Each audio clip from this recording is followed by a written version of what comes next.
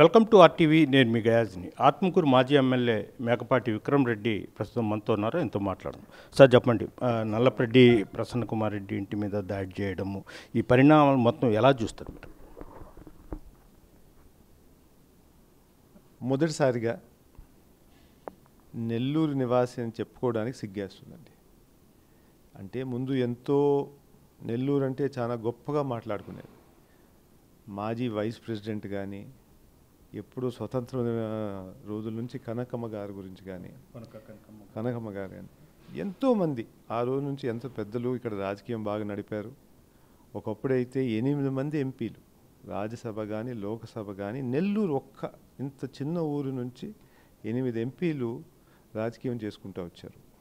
వేరే రకరకాల పార్టీలో ఉన్నారు, విభేదాలు ఉన్నాయి, వాళ్ళు పొలిటికల్ వ్యూస్ డిఫరెంట్గా ఉన్నింది, ఏ విధంగా నడపాలనేది చాలా ఉన్నింది. అరుచుకున్నారు, లేకపోతే విమర్శలు చేసుకున్నారు. వాళ్ళకి హక్కు అది విమర్శలు చేసుకోవడానికి. ఏది కరెక్టో కాదనేది కూడా అది వేరే విషయం, అది ప్రజలు డిసైడ్ చేయాలి. లేకపోతే మరీ ఒక లక్ష్మణ్ రేఖ ఏమైనా దాటితే కోర్టుకు పోవడానికి కూడా అవకాశం ఉంది. మొన్నే మనం కూడా చూసాం, తెలంగాణలో ఒక మంత్రి గారు యాక్టర్ నాగార్జున మీద, దాని తర్వాత కేటీఆర్ గారి మీద కొంచెం వ్యాఖ్యలు చేశారు. ఇమీడియట్గా నచ్చకపోతే వాళ్ళు కోర్టుకు పోయారు. మీ ప్రెస్ వాళ్ళు కూడా బాగానే దాన్ని హైలైట్ చేశారు. ఇమీడియట్గా కోర్టు ద్వారా నుంచి కూడా ఒక డిసిషన్ కూడా వచ్చింది, ఏది కరెక్టు ఏది కాదు అనేది. అట్లాంటి పరిస్థితుల్లో ఇక్కడ కూడా వేడిలో మాట్లాడారు, ఏదో విమర్శలు చేయడం కానీ జరిగింది. దానికి వేరే విధంగా పరిష్కారం చేసుకోవచ్చు. అట్లాంటిది కాకుండా దాదాపు ఒక 200 మంది పోయి ఒక మనిషి ఇంటికి పోయిన పడి ధ్వంసం చేసేసి, అసలు టీవీలో ఎంత చూసినా కానీ పూర్తి విషయం అర్థం కాదు. ఇంటికి పోయి చూస్తే అసలు ఏం జరిగిందనేది, అప్పుడు నిజంగా ఇంత దౌర్భాగ్యమా అనేది మన నెల్లూరుకి అనేది ఆ విధంగా జరగకూడదు అని చెప్పేసి నేను భావిస్తున్నానండి. సార్, ఒకటి అంటే మామూలుగా ఆఫీసర్స్ కానీ ఎవరైనా ఉద్యోగస్తులు నెల్లూరు జిల్లా ప్రశాంతమైన జిల్లా ట్రాన్స్ఫర్ కానీ కోరుకుంటారు. అదేవిధంగా ఇంతవరకు అంటే నెల్లూరు జిల్లాలో నల్లపరెడ్డి రాజకీయాలు ఉండేవి, అదేవిధంగా మేకపాటి, ఆనవాళ్ళ పెద్ద పెద్ద హేమాహేమీలు రాజకీయాలు చేశారు. ఇంతవరకు జరగలేదు. ఈ విధంగా ఇప్పుడు ఈ సంస్కృతి రావడాన్ని మీరు ఎలా? అదే చెప్తాను కదా, నిజంగా చాలా సిగ్గుచేటు, చాలా దరిద్రం. ఇది ఎక్కడికి దారి తీస్తుందో అర్థం కావట్లేదు. అందుకే మొన్న పోలీసు కూడా మనవి చేసేది ఏంటంటే, ఎంత తొందరలో ఎవరు దీని వెనకాల ఎవరున్నారు, దాడి ఎవరు చేశారు, వాళ్ళు ఇమీడియట్గా వాళ్ళని అరెస్ట్ మాత్రం చేయాలి, కేసులు అయితే బుక్ కావాలి. ఎందుకంటే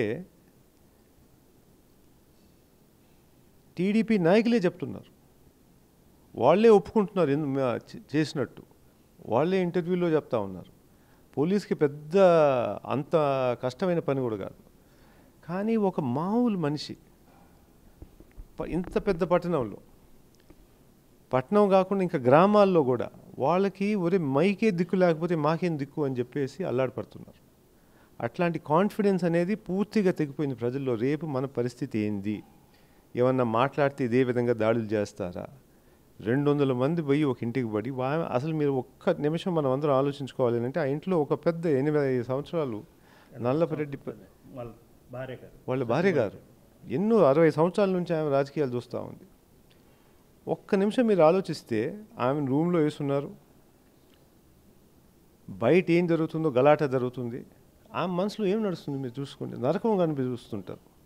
బయట వాళ్ళ అబ్బాయి ఉన్నాడా లేదా, చంపారా లేదా, గాయపడి ఉన్నారా లేదా ఆమెకు తెలియదు. ఆ 20 నిమిషాలు బయట ఏం జరుగుతుందో కూడా తెలియదు. బయట ఉండి వాళ్ళు ఇంట్లో అమ్మగారికి ఏమవుతుందనేది వాళ్ళకు తెలియదు. హెల్ప్లెస్ పొజిషన్లో ఉన్నారు. అట్లాంటిది ఎవ్వరు శత్రువు కూడా అనుభవించకూడదండి. ఇది అందరం ఖండించాలి. ఇమ్మీడియట్గా యాక్షన్ తీసుకొని మళ్ళీ నెల్లూరుకి సేఫ్ ప్లేస్ అని, అన్నీ ఇక్కడ సివిలైజ్డ్ ప్లేస్ అని, డీసెంట్ ప్లేస్ అని చెప్పేసి మళ్ళీ ఆ పేరు మచ్చ పడకూడదని చెప్పేసి పోలీసు వాళ్ళని కోరుకుంటున్నారు. అంటే నల్లపరెడ్డి ప్రసన్న కుమార్ రెడ్డి ఇంటి మీద దాడి చేసిన తర్వాత వాళ్ళు పోలీస్ కంప్లైంట్లు ఇచ్చారు. అదేవిధంగా అదే రోజు కోవూరు ఎమ్మెల్యే ప్రశాంత్ రెడ్డి కూడా ఇచ్చాడు. కోవూరులో ఇప్పుడు కేసు ఎఫ్ఐఆర్ అయిందంటున్నారు. దాన్ని ఎలా చూస్తారు? అది మనం పెద్ద దీని గురించి ప్రజలు చూస్తారు ఇదంతా. మనమేం దీని గురించి కామెంట్ చేయబడలేదు. మనము కేసు ఫైల్ చేసాం, వాళ్ళు కేసు ఫైల్ చేశారు. ఇద్దరికి ఆ హక్కు అయితే ఉంది. కానీ న్యాయం మాత్రం న్యాయస్థానంలోనే చేయాలి. అది ఆ కోర్టులో తప్పకుండా చేయాలి. ఇన్వెస్టిగేషన్ మాత్రం ఫేర్గా జరగాలనేది. అంటే ఇప్పుడు టీడీపీ నాయకులందరూ వైఎస్ఆర్సీపీకి ఏం చేయబాకండి, ఏం సహాయం పొందకూడదు అని చెప్పేసి ప్రభుత్వం నుంచి ఎలాంటి సహాయం ఉండకూడదని కూడా చాలామంది ఓపెన్ పబ్లిక్ ఫోరంలో చెప్తున్నారు. ఇది ఒక టెస్ట్. పోలీసుకి కానీ ఈ ప్రభుత్వం అయినా కానీ ప్రజలందరూ చూస్తున్నారు. ఈ టెస్ట్ మీరు తప్పకుండా ఏ విధంగా న్యాయం చేస్తారనేది అందరూ ఎదురు చూస్తున్నారు. సార్, రాష్ట్రంలో ఈ కూటమి ప్రభుత్వం చాలా అభివృద్ధిలో చాలా శరవేగంగా ముందుకు పోతుంది అని వాళ్ళైతే చెప్తున్నారు. మీరు మాత్రము అసలు శూన్యము, ఇది రెడ్ బుక్ రాజ్యం నడుస్తుందని మీరు చెప్తున్నారు. ఎలా ఉంది టోటల్ మీరు చూస్తూ 1 year వాళ్ళు పరిపాలన బాగుందని కూడా సంబరాలు కూడా చేసుకుంటారు. అంటే పరిపాలన అంటే 2 విధాలుగానే అభివృద్ధి ఉంది. వాళ్ళు ఇచ్చిన ఎలక్షన్ టైంలో కూడా మేనిఫెస్టో ఒకటి రిలీజ్ చేశారు. ఆ మేనిఫెస్టోలో దాదాపు 144 హామీలు దాకా ఇచ్చున్నారు. అదే కాకుండా అంటే ఇప్పుడు పోయినసారి ఇచ్చిన హామీలు చేయలేకపోవడం వల్ల ప్రజలు నమ్ముతారా లేదా అని కూడా వాళ్ళకి తెలియదు. అందుకు దానికి ఇంకా కొంచెం బలం చేయాలని చెప్పేసి ప్రతి ఇంటికి బాండ్ పేపర్ లాగా కూడా ఫోన్లో పంపించడం జరిగింది. ప్రతి ఇంటికి ఒక IVRS సిస్టమ్ ద్వారా ఒక మెసేజ్ కూడా పోయింది.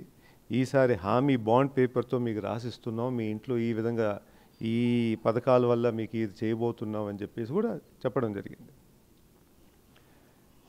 దాంట్లో నాకు తెలిసి 2 అమలు చేశారని, ఏది మన పెన్షన్ కానీ ఇంకోటి తల్లికి వందనం అంటే అమ్మఒడి అనేది. మిగతాది సూపర్ 6 అయిపోయిందని కూడా వాళ్ళు అనౌన్స్ కూడా చేసేసారు. అప్పుడు కొంతమంది అడగడం కూడా జరిగింది, ఎట్ట అయిపోయింది సూపర్ 6, మీరు ఇప్పుడు ఇదే కదా అన్నారు. ముందైతే సోషల్ మీడియాలో ఎక్కువగా ట్రోల్ చేస్తూ ఉంటే సోషల్ మీడియా వాళ్ళని అరెస్ట్ చేశారు. దాదాపు 8 నెలలు అయిపోయింది. మొన్నే హైకోర్టులో కూడా ఒక తీర్పు వచ్చింది. ఏంది, ఏ విధంగా చేస్తున్నారు మీరు, అసలు వీళ్ళని ఎట్ట అరెస్ట్ చేయగలుగుతారు, ఒక ప్రొసీజర్ ఉంది, పాత కేసులు ఉన్నాయి, రెఫరెన్స్ చేసుకోండి అని.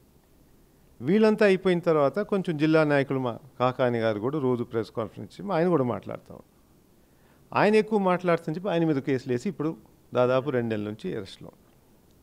ఆ విధంగా ఎవరన్నా మాట్లాడితే వాళ్ళని అరెస్టు, కానీ వాళ్ళు మాత్రం మేమంతా అమలు చేశామని చెప్పి చెప్తున్నారు. అది ప్రజలు డిసైడ్ చేస్తారు. మిగతాది అనేది కొంచెం ఇన్ఫ్రాస్ట్రక్చర్ కానీ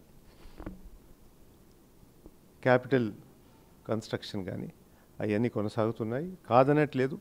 మేము అప్పుడు కోరింది ఏంటంటే మొత్తం డబ్బు తీసుకుపోయి ఒక ప్రాంతంలో పెడితే అట్ట మిగతా ప్రాంతాలు కూడా అభివృద్ధి చెందాలి కదా, అన్ని దగ్గర కూడా పెట్టాలి కదా. దాదాపు 1,00,000 కోట్లు పోయి అక్కడ పెట్టేసి మిగతా ఏదికి 0 అంటే ఎట్ట, ఆ విధంగా చేయబాకండి. అక్కడ ఇచ్చే టెండర్లు కూడా ట్రాన్స్పరెంట్గా పెట్టండి. ఈ ఒక్క అమరావతి టెండర్లే ఎందుకు ఇంత హైగా ఉన్నాయి? NHI చుట్టుపక్కల చేసే టెండర్లంతా రేట్లు అంత తక్కువ ఉంటే అక్కడ మాత్రం 40% అబవ్ ఉన్నాయి. దీనికి సమాధానం లేదు, అడిగితే అరెస్టులు.